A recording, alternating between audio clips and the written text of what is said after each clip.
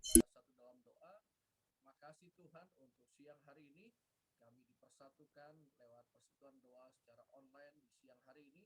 Kami percaya kami telah membawa korban pujian syukur kami kepada Tuhan. Engkau bukan hanya Tuhan yang bertahta di atas pujian, Engkau Tuhan yang bertahta dalam hidup kami. Sebentar kami dengar firman-Mu, berbicaralah, biarlah apa yang kami dengar tidak hanya menambah pengetahuan kami, tetapi menjadi rema, pewahyuan, dan menjadi bagian kehidupan kami.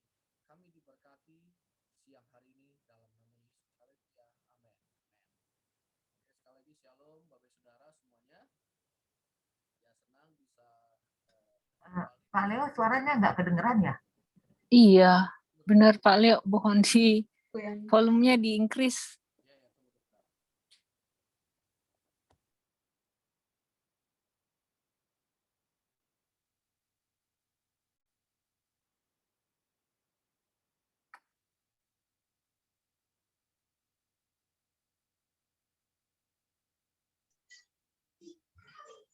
Pak Leo masih mute. Iya.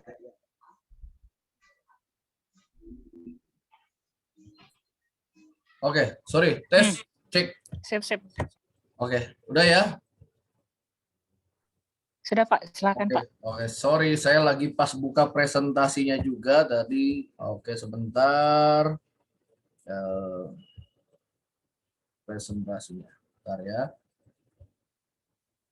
Ya, siang hari ini saya akan berbicara tentang menjadi pemikir kemungkinan ya. Sebentar ya, sambil saya siapin presentasinya. Nah, Bapak Saudara, minggu lalu saya melayani satu kantor juga secara online ya, BUMN. Nah, saya bersyukur justru saat-saat ini ketika memang ada masalah terjadi di mana-mana ya, COVID, sehingga semua aktivitas itu terganggu, tapi juga mendatangkan kebaikan. Kenapa? Karena ya seperti yang tadi saya cerita minggu lalu, saya melayani biasanya di kantor pusat itu paling hadir 20 orang, ya paling banyak 25 orang ya, walaupun itu BUMN. Tapi karena secara online, akhirnya seluruh Indonesia itu diminta bergabung ya dari kantor pusatnya. Jadi waktu persekutuan minggu lalu itu yang hadir ternyata ada yang dari Papua, ada yang dari Manado, dari Sumatera, ya. Jadi semua bisa ikut bersama-sama beribadah. Jadi saya percaya juga bahwa kondisi-kondisi yang terjadi hari-hari ini justru bisa mendatangkan kebaikan bagi setiap kita kalau kita bisa meresponinya ya dengan baik. Nah, saudaraku, ada banyak tantangan yang saya percaya setiap kita alami dalam pekerjaan ya, dalam usaha, dalam kehidupan, termasuk dalam pelayanan. Ya, saya sebagai hamba Tuhan pun ya terkena dampaknya. Saya baru bertugas itu sebenarnya tahun lalu ya, jadi gembala lagi setelah saya mulai menggembalakan tahun 2000. Kemudian 5 tahun terakhir saya berkeliling melayani berkhotbah, dan tahun lalu tepat sebulan sebelum COVID ya, saya diminta menggembalakan kembali gereja. Nah, saya antusias, saya menerima kesempatan melayani, tapi baru saja bergabung melayani COVID terjadi. Akhirnya apa? Saya baru belajar berkenalan dengan jemaat lewat Zoom, lewat WhatsApp ya, karena waktu itu benar-benar masih baru ya, bulan Maret April. Ada banyak tantangan. Kemudian semua jadwal saya sepanjang tahun dari kantor, dari gereja-gereja, jadwal keluar kota, semuanya langsung di-cancel ya. Sementara saya sebagai hamba Tuhan memang hidup dari panggilan pelayanan. Tapi saya belajar bahwa Tuhan adalah Tuhan yang mengontrol segala sesuatu. Dan secara khusus pada siang hari ini, saya ingin membagikan pada setiap kita juga, ya tidak hanya teori, tapi pengalaman bagaimana setiap kita itu punya pemikiran yang kreatif, bagaimana setiap kita itu punya sebuah paradigma bahwa kalau seandainya pun tertutup satu jalan, Tuhan masih punya banyak cara, punya banyak jalan untuk menolong setiap kita ya.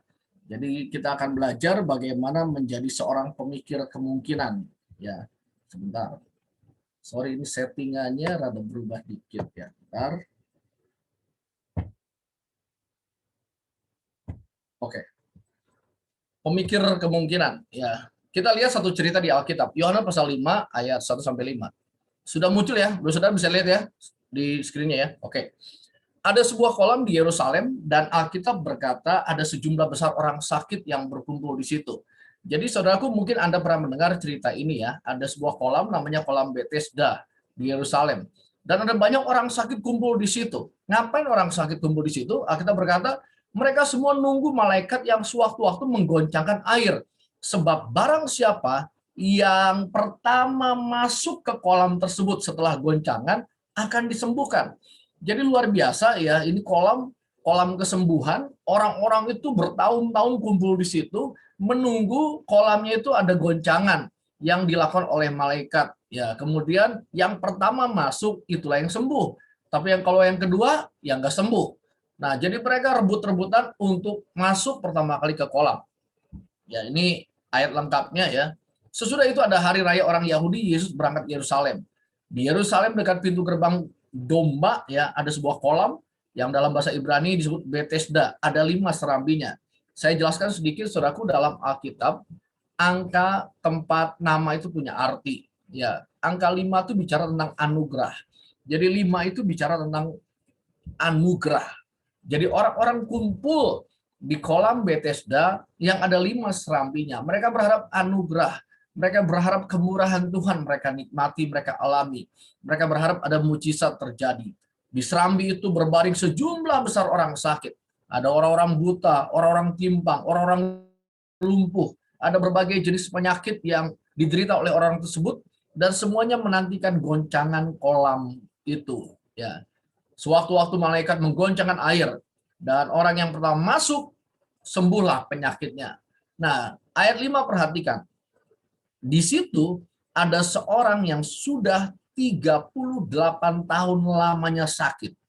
Ya, kalau ada yang ikut persekutuan siang ini belum umurnya 38 tahun ya, Anda bisa bayangkan 38 tahun sakit dan 38 tahun menunggu mujizat di pinggir kolam. Itu BT-nya luar biasa, saudaraku. Ya, kita baru 1 tahun lebih aja nunggu COVID reda, kita udah stres tingkat dewa ya. Ini 38 tahun ya, lockdown, nunggu di pinggir kolam, ketika lihat goncangan dia mau lari, kalah cepet ya. Balik lagi ke tempat tidurnya, nunggu lagi. Sebulan, 2 bulan, 3 bulan, setahun, 2 tahun, 3 tahun. Kita 38 tahun udah kemana-mana. Ini orang di pinggir kolam, ya begitu lamanya sakit. Nah, suatu hari Yesus melihat orang itu berbaring di situ karena dia tahu ia telah lama dan dalam keadaannya demikian. Berkatalah ia, maukah engkau sembuh? Nah, saya tertarik ketika Yesus itu bertanya, maukah engkau sembuh? Kenapa? Karena sebenarnya nggak usah ditanya. Itu orang di pinggir kolam bukan mau berenang, bukan mau nongkrong. Itu orang di situ sudah menunggu begitu lama untuk namanya kesembuhan. Tapi kenapa Yesus harus tanya, maukah engkau sembuh? Sebenarnya pertanyaannya bukan karena Yesus nggak tahu keinginan orang tersebut. Tapi perlu kita ketahui yang Yesus tanya adalah ketika orang sudah lama dalam satu kondisi yang sama, dalam masalah yang sama, dalam penyakit yang sama, bertahun-tahun, seringkali orang itu sudah menjadi sebuah kebiasaan dan nggak punya lagi alasan untuk apa dan mau kemana atau apa yang akan terjadi. Ya udah pasrah. Jadi di situ orang itu duduk tidur bukan lagi mau sembuh, udah nggak tahu mau ngapa-ngapain. Makanya Yesus tanya, masih maukah engkau sembuh? Nah, saudaraku, kita lihat sebentar ya. Jawab orang sakit itu kepadanya, Tuhan, nggak ada orang yang turunkan aku ke dalam kolam itu ketika airnya mulai goncang. Waktu Yesus tanya, dia langsung menjawab, nggak ada yang tolong saya sendirian. Bukankah ada banyak orang Kristen yang hari ini merasa kesepian? Ya, masih bersyukur di Indonesia, saudaraku. Anda tahu di Jepang ada menteri yang baru diangkat 2 bulan lalu. Namanya adalah menteri kesepian ya, menteri seorang diri ya. Jadi gini, di Jepang itu banyak orang bunuh diri lebih banyak daripada karena COVID. Nah, jadi orang pada stres, akhirnya diangkatlah satu menteri untuk menanggulangi masalah kesepian, masalah kesendirian, masalah orang putus asa. Ya, waktu saya baca artikelnya, itu menteri Kerjanya apa? Ternyata itu membuat counseling center di Jepang ya, karena banyak orang khususnya ibu-ibu yang stres berat karena masalah ekonomi, masalah ya nggak tahu lagi buat apa. Nah, jangan sampai kita kondisinya seperti itu, menyalahkan orang lain. Tuhan, saya ini sepi, nggak ada yang tolong saya sendirian, saya ditinggalkan, saya dilupakan. Ya, dan dibilang sementara aku menuju kolam itu, orang lain sudah mendahului aku. Jadi dia salahkan orang lain, dia salahkan kondisinya, dia salahkan semuanya.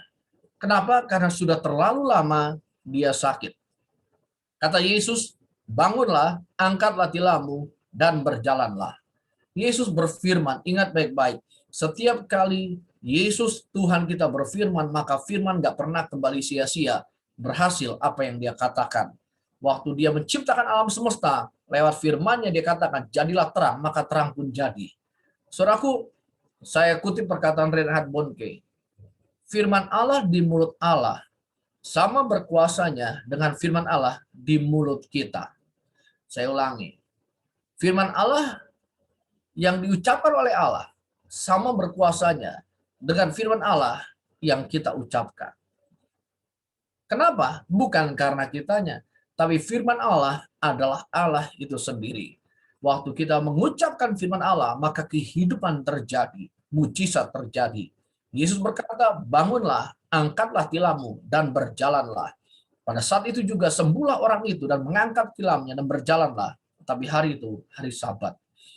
Dan kita lihat saudaraku, setelah 38 tahun dia sakit, ada firman yang datang, maka mujizat terjadi. Apapun kondisi kita hari ini, mungkin kita berkata, saya nggak punya uang, saya nggak tahu lagi kerja, kayaknya perusahaan saya bakal kolaps, saya nggak tahu berapa lama saya bekerja di sini. Ya, kita sudah dengar ratusan ribu orang, juta orang kehilangan pekerjaan, ya potong gaji, insentif dicabut, nggak tahu mau mengerjakan apa. Yang kita butuhkan bukan pekerjaan baru. Yang kita butuhkan bukan sekedar insentif atau lain sebagainya. Yang kita butuhkan adalah firman Allah. Kenapa? Karena waktu firman Allah disampaikan, maka dari yang tidak ada jadi ada. Dari yang mati jadi hidup. Dari yang sakit jadi sembuh. Yang miskin jadi kaya. Karena Allah adalah firman adalah Allah. Saudaraku, Bethesda artinya house of kindness atau mercy. Rumah kebaikan. Ya, kita nggak perlu pergi ke tempat yang namanya Bethesda, tapi kita percaya waktu kita jadikan rumah kita, rumah di mana hadirat Tuhan tinggal, maka kindness, mercy, kebaikan akan jadi bagian setiap kita. Nah, saudaraku, apa yang terjadi pada orang ini, orang-orang yang sakit di pinggir kolam ini, secara bersamaan bukanlah masalah penyakit fisik mereka. Ingat baik-baik, ada yang buta, ada yang timpang, ada yang lumpuh, mungkin ada yang tuli, ada yang banyak penyakit lainnya. Tapi yang terjadi bukan hanya masalah fisik mereka. Yang terjadi adalah, perhatikan baik-baik, mereka menyimpulkan bahwa ada satu jalan keluar dari kondisi mereka. Saya ulangi, mereka tuh punya penyakit apa? Penyakit mereka adalah mereka menyimpulkan bahwa hanya ada satu jalan keluar dari kondisi mereka, yaitu nyemplung ke kolam, lompat ketika ada goncangan air. Ya, itu yang satu-satunya mereka yakini. Jadi waktu Yesus datang, pencipta langit bumi, sang pemberi mujizat di depan orang yang sakit, Yesus bertanya, maukah engkau sembuh? Dia nggak lihat lagi ada harapan.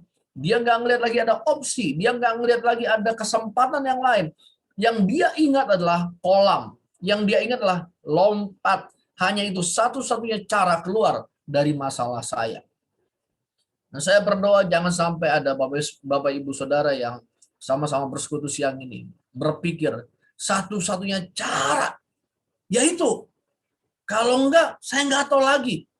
Itu yang saya tahu. Ya, padahal Allah kita kreatif, katakan amin. Allah bisa pakai banyak cara, banyak jalan. Dia adalah jalan, kebenaran, dan hidup. Artinya, dia bisa kasih kita jalan. Ketika tertutup, dia buka jalan yang baru bagi setiap kita. Nah, bagaimana saya dan saudara bisa alami terobosan dalam hidup ini? Kita akan belajarkan cepat. Gimana sih caranya kita alami terobosan supaya kita ini nggak seperti orang-orang yang sakit yang hanya melihat satu jalan keluar, padahal ada ribuan jutaan cara Tuhan menolong setiap kita. Pertama, pemikir kemungkinan selalu memikirkan kemungkinan bukannya alasan. Saya ulangi, pemikir kemungkinan selalu memikirkan kemungkinan, bukannya alasan. Semakin pandai kita buat alasan, semakin nggak bisa kita kerja. Saya ulangi, orang yang jago kasih alasan, biasanya nggak jago ngapa-ngapain. Jadi kalau kita ketemu orang yang selalu banyak alasan, kenapa kamu? Ya habis susah ya, kondisinya gini ya, habis bos saya ya, habis kerjaan gimana sih, habis gini ya. Ngeluh terus, banyak alasan. Biasanya dia nggak pandai bekerja. Tapi orang yang pemikir kemungkinan, saudaraku, saya percaya mungkin dia punya ribuan alasan, ribuan rintangan. Tapi yang dia lihat bukan rintangan, yang dia lihat jalan keluar. Dia berpikir gimana caranya menyelesaikan masalah, gimana saya temukan solusinya, gimana caranya saya bisa breakthrough. Itulah pemikir kemungkinan. Dan saya berdoa kita jadi pemikir kemungkinan. Ya. Nah, saudaraku, Yohanes pasal 5 ayat 6. Ini pertanyaan yang tadi saya sudah sampaikan. Ini pertanyaan membingungkan. Maukah engkau sembuh? 38 tahun sakit, terbaring, pastilah berharap.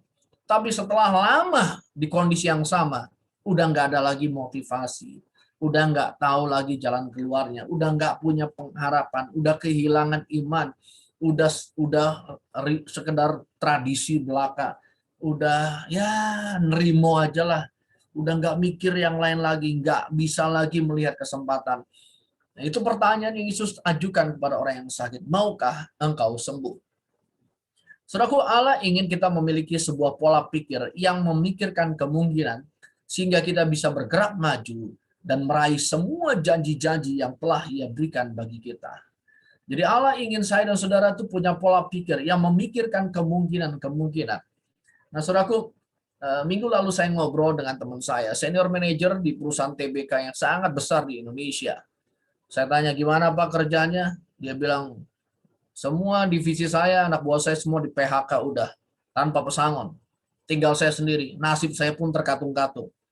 Kapan aja saya bisa dipanggil sama owner perusahaan ini untuk diberhentikan. Nggak ada lagi project. Saya jadi debt collector, hanya nagih hutang-hutang perusahaan. Nggak ada lagi project. Dia cerita gitu. Terus, tapi dia tersenyum. Untungnya dia tersenyum. Dia bilang gini, Bang, dia panggil saya Bang, tapi kalau gue lihat lu Bang, gue jadi seneng Bang. Kenapa? Kok lihat gue? Tadi dia baru cerita soal pekerjaannya. Iya, kalau gue lagi stres Bang, nggak tahu nasib gue kerjaan seperti apa. Kalau gue lihat lu Bang, gue melihat bahwa masih ada harapan. Ya saya ketawa dong. Kenapa maksudnya? Karena kan lu suka cerita Bang. Dari tahun 98, lu nggak punya slip gaji Bang. Tapi lu hidup. Lu masih melayani. Masih bisa kemana-mana. Artinya apa? Artinya saya nggak perlu khawatir, saya nggak perlu bimbang. Seandainya pun besok saya di PHK, saya masih punya Tuhan yang bisa kasih saya jalan keluar. Saya bilang, nah gitu baru, itu namanya iman. Kenapa? Karena hidup kita nggak ditentukan oleh bos kita. Katakan amin. Hidup kita nggak ditentukan oleh perusahaan kita. Hidup kita di tangan Tuhan. Dan Allah kita punya langit dan bumi, alam semesta. Dia punya banyak cara menolong setiap kita. Justru saudaraku, ya ini kesaksian. Saudara mungkin pernah beberapa kali mendengar saya bicara ya. Saya ini pendeta, tapi saya ini pembelajar. Jadi saya pernah kerja di startup, ngeri di startup. Saya pernah ngurus jadi building management, ya. Jadi GM pernah bekerja di perusahaan IT juga sambil tetap pelayanan sebagai pekerjaan utama saya. Nah, waktu COVID ini jadwal saya habis panjang tahun. Artinya apa? Saya nggak punya income, saya nggak punya pendapatan sebagai seorang pengkhotbah, penginjil atau hamba Tuhan. Ya, apakah saya putus asa atau kehilangan akal? Sementara beberapa bulan yang lalu anak saya masuk kuliah, butuh biaya besar. Apalagi pilihannya di luar kota, uang kos. Wah, saya mulai hitung nih. Nggak ada income, gimana caranya? Tapi pemikir kemungkinan, memikirkan kemungkinan. Dan puji Tuhan, saudaraku, dari mulai November, Desember, Januari, lewat saya doakan orang, saya bantu orang, ya. Saya tanya apa pekerjaanmu, marketing, gini-gini ini. Nah, sekarang saya punya pekerjaan, salah satunya adalah dapat project, itu bangun klaster daerah Cibinong, 43 unit rumah, ya. Awalnya November dapat satu project, satu rumah, kemudian nambah satu rumah, dan akhirnya ada kontrak dapat bangun 43 unit rumah. Nah ini baru sebulan, jadi baru 2 unit pertama yang dibangun. Lagi negosiasi untuk 74 unit rumah di BSD, ya saya udah presentasi, angka udah masuk, tinggal izin dengan warga. Dan 4 hari lalu saya diminta ketemu. Waktu saya ketemu, saya pikir investor lokal, ternyata investor dari Arab ya. Ya, kita diskusinya bukan karena saya nggak ngerti bahasa Inggrisnya, nggak masalah, tapi masalah teknisnya itu bukan bagian saya. Dan kebetulan teman saya nggak ikut yang bagian elektrikal, jadi dia nanya detail soal teknikalnya. Dan saya bilang nanti saya akan bahas ini di kantor bersama dengan teman. Saya akan buat penawarannya dan sedang diproses penawarannya. Ya, itu satu bidang yang saya kerjakan. Jadi berpikir kemungkinan. Nah, sekitar 2 bulan yang lalu ada jemaat datang ke rumah, biasa berkunjung, pastor minta doakan, bla bla bla bla bla. Nah, dia kebetulan dinas di Bandung. Waktu mau pulang saya panggil dia, kamu kerja, kesibukannya apa aja? Ya Senin sampai Jumat saya kerja, pastor. Terus Sabtu Minggu saya freelance bantu untuk membangun sistem dan membenahi SOP-nya eksportir sayuran yang sebenarnya udah puluhan tahun, tapi karena ya manajemennya manajemen zaman dulu ya, dan anak yang handle sekarang minta dibantu lah. Oh gitu ya. Pas dia mau pulang tiba-tiba saya tergerak ini. Komoditinya apa aja disebutkan, tapi lagi susah nyari barang, Pastor Leo. Saya punya banyak teman di Jawa Barat. Nanti saya akan bantu ya. Siap. Dari situ saudaraku, akhirnya apa? Saya kontak semua teman-teman, singkat cerita, saya jadi supplier kentang kualitas ekspor. Dan itu bukan kentang, lebih susah masuk ekspor daripada retail yang paling besar di Indonesia, percaya aja.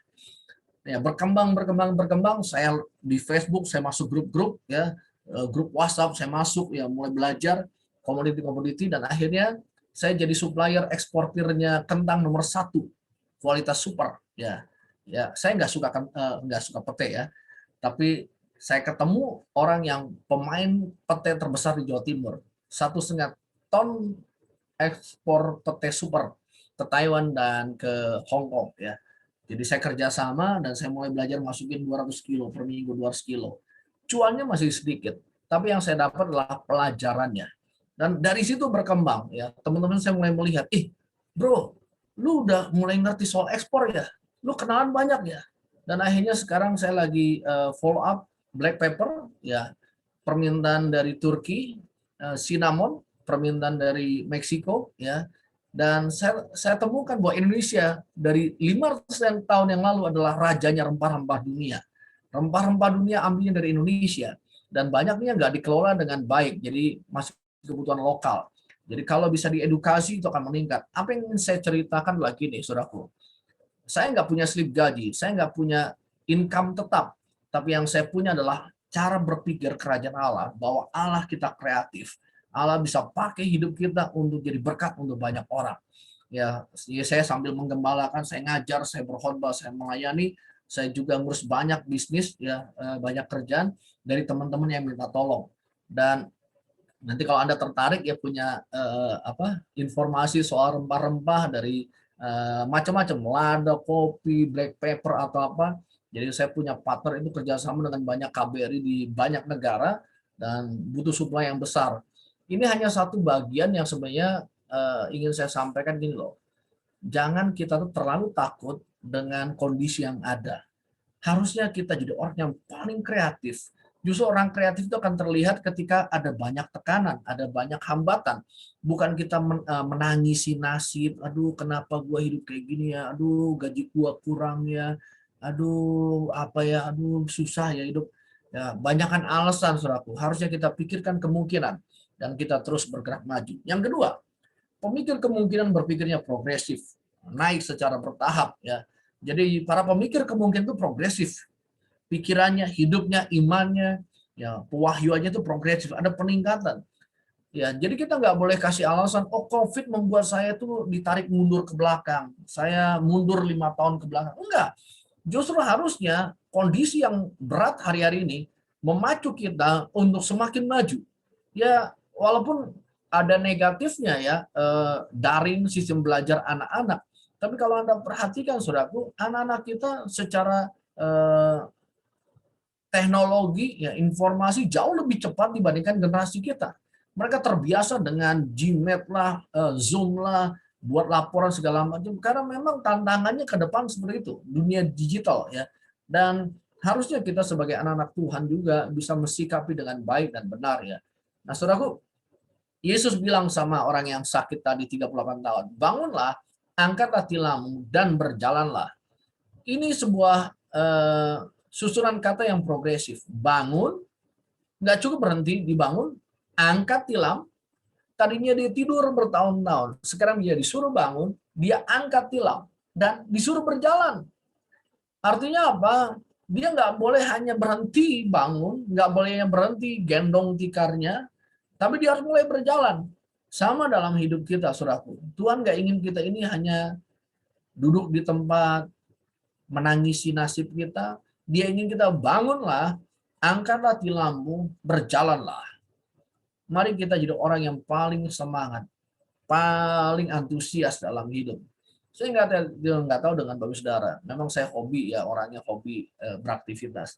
Saya bangun jam 4 pagi. Ngapain saya jam 4 pagi selain berdoa? Setelah itu saya belanja, Bapak Saudara. Ya, saya suka masak, jadi saya masak untuk keluarga.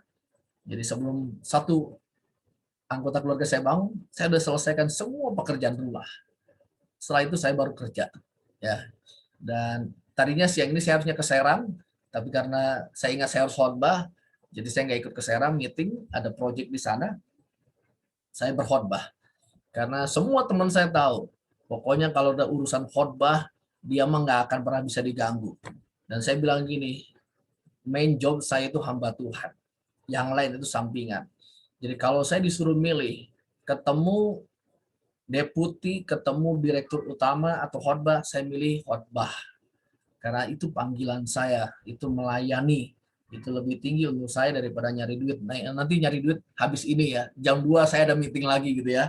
Jadi itu nggak salah ya, tapi bagi-bagi prioritas. Nah, perhatikan, lumpuh, bangun, angkat tilam, berjalan ya. Sama seperti Tuhan ajarkan kita berdoa, mintalah, kemudian carilah, kemudian ketoklah. Minta bisa dari jauh. Cari harus bergerak. Ketok perlu usaha lebih lagi. Jadi kita nggak boleh puas, nggak boleh cukup diam, kemudian ya udahlah, cukuplah, yang penting dapat gaji, akhir bulan masih cukup makan. Enggak. Kita harus jadi orang Kristen yang bertumbuh. Dari satu kemuliaan kepada kemuliaan lebih tinggi lagi. Ya. Jadi pemikir kemungkinan itu progresif. Saya berpikir awalnya hanya supplier kentang, tapi kemudian saya lihat kesempatan, kentang. Ternyata baby buncis itu sangat potensial diekspor. Saya cari tahu. Ternyata diminta pete, bisa. Dan saya sama partner saya, bro, pokoknya kalau ada peluang bro, 1-2 ton yang kualitas super, kita supply bro. Dan ternyata pemainnya masih dikit. Dan berita baiknya adalah orang-orang Asia, Hong Kong, Taiwan, Singapura mulai doyan pete. Ya, saya aja nggak doyan pete. Petenya pete super yang gede-gede, saudara. Nggak boleh kena pisau, nggak boleh kena ulet. Ya, benar-benar super. Ngelihatnya aja keren. Ya, harganya juga super. Ya, waktu saya lihat di Tokopedia, pete super itu sekilo ada yang 250.000 loh, yang udah dikupas ya. Padahal modalnya cuma 140.000 yang super ya. Jadi Anda bisa lihat marginnya seperti apa ya. Tak bagiin pengalaman. Nah, dari situ saya ngelihat ternyata ya kita bisa jadi eksportir. Kita punya kekayaan alam.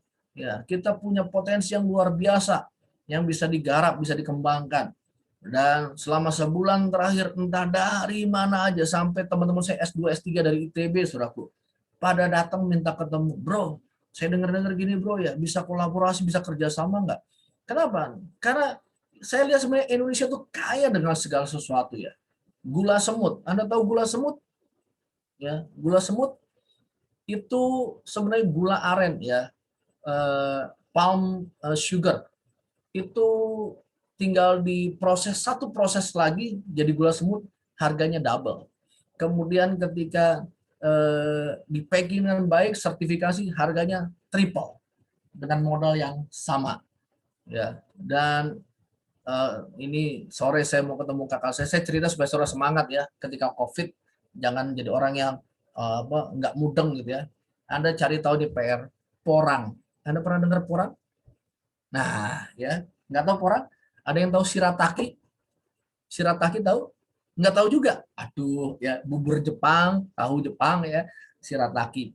Nah, porang itu umbi. Kalau Anda punya lahan porang, ya di Kick Andy, di Deddy Kobuser semua udah pada dibahas porang ya. 1 kilonya cuma 7.000. Tapi ketika dipotong-potong, di slice, chip, dijemur jadi 1 kilonya 50.000. Tapi ketika dijadikan tepung 1 kilonya 500.000. Ya. Dan petani porang 1 hektar punya income bersih 800 juta sekali panen. Jadi lebih kaya dari GM ya, lebih kaya dari mungkin yang bekerja susah payah pagi siang sore malam gitu ya. Memang ada usaha, ada kerja keras.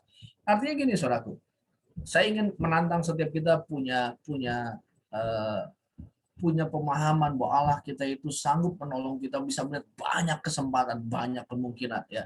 Jangan tangisi nasib saudara, jangan mengeluh terus-menerus, tapi jadilah kreatif. Kalau saudara ingin konsultasi, saudara minta WA saya ini orangnya sangat baik hati untuk membagikan pengalaman, tapi kalau belum diangkat sabar aja, saya pasti balas ya. Yang terakhir, pemikir kemungkinan berani menghadapi tantangan. Tantangan itu pasti ada.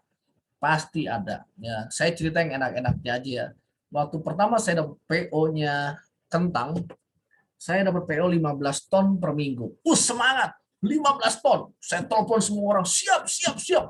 Oh, channel saya banyak di Jawa Barat. Udah PO-nya turun, hari Senin sampai hari Jumat 5 hari harus penuhi 15 ton. Tiba-tiba Senin ditelepon, Pak, maaf kayaknya nggak sanggup Pak. Turun 6 ton Pak. Saya mulai lemas. Hari Rabu, Pak, hujan terus di Bandung Pak. Saya tambah lemes. Kayaknya ada yang salah nih. Ya, tapi dia nggak tahu, tapi nggak cari tahu. Hari Jumat terakhir, saya telepon, saya WhatsApp nggak dibalas-balas. Saya udah dapik, aduh ada masalah. Tiba-tiba jam 11, Pak, mohon maaf, ada accident. Alamak, dunia meruntuh. Jam 1, jam terakhir harus store. Datanglah truknya, isinya sedikit. Dari 6 ton, masuknya cuma 700 kilo. Disortir tinggal 300 kilo. Memang dibayar, tapi ditambah maki-makian dari yang punya pabrik. Kalau nggak siap, kalau nggak sanggup, diomelin. Ya, bukan saya, orang saya, ya, orang dalamnya. Habis diomelin. Lu ya bayar di luar tuh berharap, diomelin habis-habisan. 3 hari dimarah-marahin. Saya bilang, ya namanya pemula, jangan kapok, jangan menyerah. Terima dengan rendah hati, minta maaf.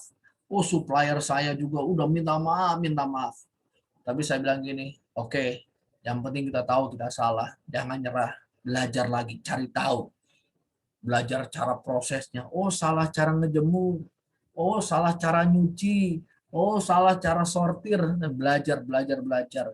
Saudaraku, menghadapi tantangan itu membuat banyak orang takut. Tapi ini yang saya ingin sampaikan. Apa itu keberanian? Keberanian itu bukan berarti nggak punya rasa takut ya. Jadi jangan berpikir, hebat ya dia nggak punya rasa takut ya. Emang dia robot ya. Kalau Anda masih tinggal di daging, Anda pasti punya rasa takut. Keberanian adalah bergerak maju walaupun saudara takut. Jadi Anda takut, tapi majulah terus. Itulah orang yang berani. Saya punya banyak ketakutan. Gimana kalau gagal? Gimana kalau ditolak? Gimana kalau dihina? Gimana? Takut. Tapi saya belajar, Tuhan ada Yesus dalam hidup saya. Ada Roh Kudus yang mendampingi saya. Saya berdoa minta tuntunan Tuhan. Kalau saya sudah minta Tuhan menolong, pastilah Tuhan menyertai. Kalau ada tantangan, saya mau belajar, saya mau rendah hati. Kalau gagal, saya mau bangkit lagi. Tapi saya nggak mau diam di tempat. Saya nggak mau statis, saya nggak mau pasif. Saya mau bergerak bersama dengan Tuhan. Saudaraku, mobil, kalau diparkir, Anda putar setirnya, itu berat. Tapi kalau mobil udah jalan, 1 jari, Anda bisa atur itu setir.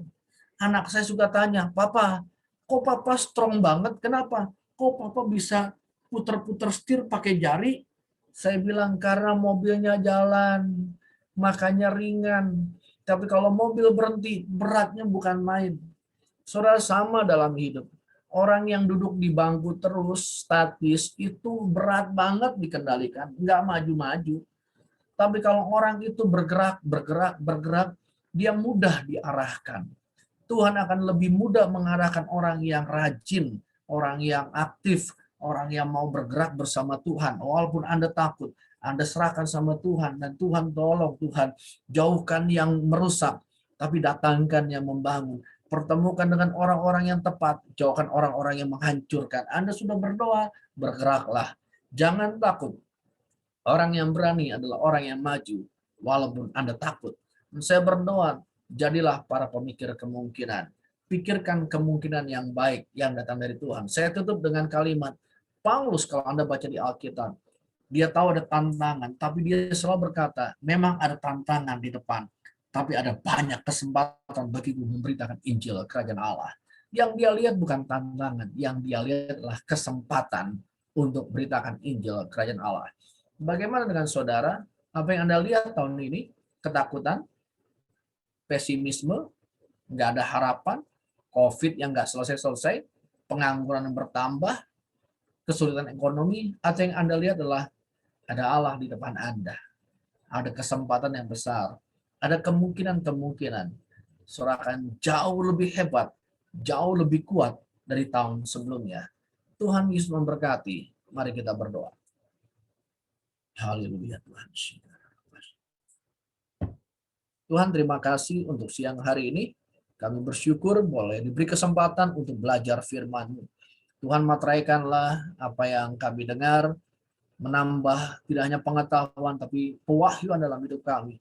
Nggak ada yang kembali sia-sia apa yang Kau sampaikan, berhasil apa yang Kau firmankan, dalam nama Tuhan Yesus. Haleluya. Amin. Amin.